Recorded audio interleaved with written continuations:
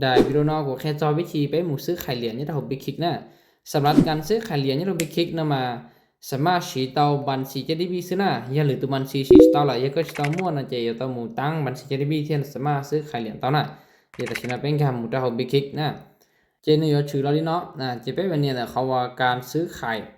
นะเตาเนี่ยนอนการหมู่เราเจที่จะขอที่เป็นหมู่ซื้อไข่เหรียญนะ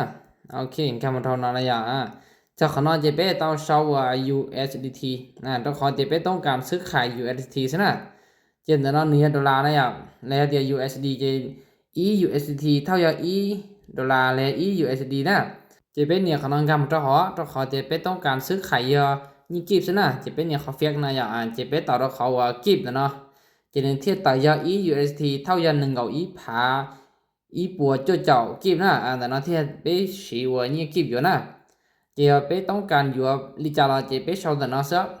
เจียวกูต้องการอยู่ยาวชี้แสงกิบนะเจชาวชี้แสงกิบเราขนาดเจเป้ชาวตาเจเป้เนี่ยเขาว่าทับไปของกันเนาะเนี่ยเขาทับไปเนาะเพื่อไปซื้อไข่นะโอเคคำตอนนั้นเจเป้อยู่อ่านจนตะกันกาเชล่ะตอนอ่านเจเป้เนี่ยเขาทับไปก็สินะเจก็ชิงกาเชเจอ่านจนตะกันกาเชนะโอเคเจเนี่ยต่อไปเจเจ้าขนาดเจว่าเป็นเนี่ยเขาว่าไม่ติดเนาะนะเนี่ยเขาไม่ติดเนาะระยะเดียวละแค่เดียวชี้แสงกี่นึงต่อยันนั่งก็จุดแชร์จะปล่อยอยู่สินะเนี่ยเขานอนเจเป้การซื้อนะเนี่ยเขาการซื้อนะไปโอเคเจเป้ไปดาวน์โหลดตัวเขียวอันนั้นระยะเดียวเป้ว่าเขียนหน้าจอแล้วเขียวอันนั้นจะมุสัญญานะสัญญาตัวละสักชี้แสงนะโอเคเจกูอยากดาวน์โหลดสินะกูจิเขียนหน้าจอนะอย่างนั้นแต่อยู่สะดวกสินะดาวน์โหลดต่อนะเจดาวน์โหลดต่อนะเจเป็นการมูตัวเขาว่าธนาคาร JDB นะโอเคเจนน้อยกูอยากไปโอนเนี่ยนะโอนเลยว่าปกติไปโอนซะนะนึกจิตจ้าตัวขอเตียการโอนเนี่ยนะเจไปยังโอนเลยาว่าโอนโตไปจอนนั่งสำหรับซะนะโอเคเจขน้อยอย่าเลือกบัญชีนะเจกูเอาอย่าดูที่ขน้อยบัญชีที่ว่ากูต้องการอยู่ว่าซาเนี่ยมูยัวว่าเหรียญเนี่ยเราบิ๊กคลิกนะโอเคต่อมาต่อหน้าเจเนี่ยขอต่อไปอันเนี้ยขอต่อไปแต่นอนนะ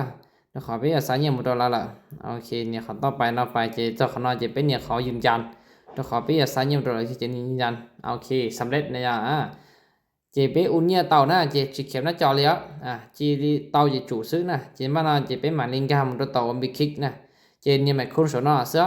นี่หมายคุณสนอเจเต่านะโอเคเจเป็นเนี่ยแค่หมายคุณไปใช้งานนะ